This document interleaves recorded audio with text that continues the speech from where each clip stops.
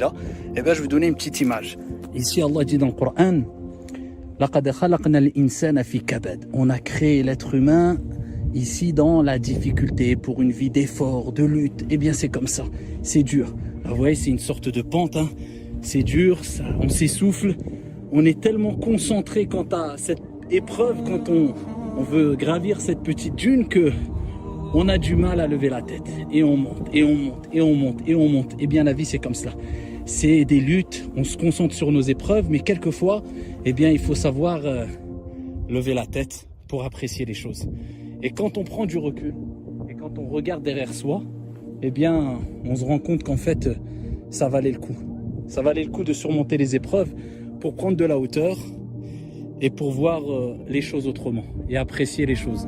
Sans épreuve, on ne peut pas apprécier les choses. Wallahi, une des sagesses des épreuves, eh bien, c'est que tu apprécies les choses. C'est que les choses que tu as et que tu négligeais et dont tu donnais aucune importance, avant l'épreuve, après l'épreuve, ils redeviennent sucrés. Tu leur donnes de l'importance. Et c'est une des sagesses des épreuves, pour te rendre compte des bienfaits que tu as entre tes mains. C'est pour ça qu'il est dit, La ya'rifu qadra an-ni'ma illa man faqadaha.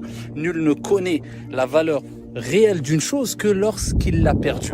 Mais sache que la vie, ce n'est pas que des épreuves. Il y a des moments de dureté, de difficulté plutôt, des moments difficiles, mais ensuite, alhamdoulilah, vient la descente.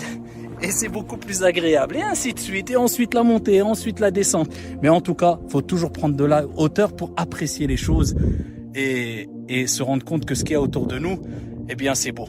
Pourquoi? Parce que tout vient d'Allah subhanahu wa ta'ala, le bien comme le mal. Et toutes les épreuves qui viennent d'Allah azza wa jal, ce n'est que beauté, parce que c'est une purification, et c'est ainsi qu'Allah nous élève et nous éprouve afin de savoir si on l'aime vraiment.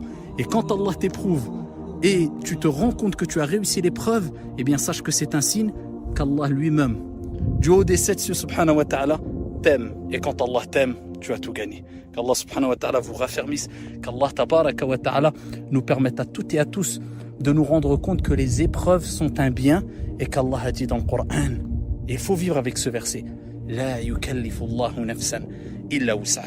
Allah, il n'impose à aucune âme une charge au-dessus de sa capacité. Ce que tu vis, tu peux le supporter, bi'idhnillah.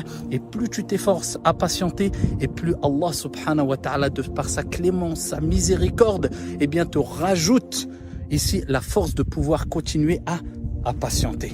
Wasbir wa ma sabruka illa billah. Et patiente, un ordre divin. Et tu ne pourras patienter que par la puissance et la sagesse et la miséricorde de ton Seigneur. Donc demande toujours à Allah de te raffermir, et répète l'invocation que répétait souvent le prophète alayhi salatu wassalam, pour ne pas glisser lors d'une épreuve et abandonner tous tes principes. Ya muqallib al-qulub, thabbit qalbi ala dinik.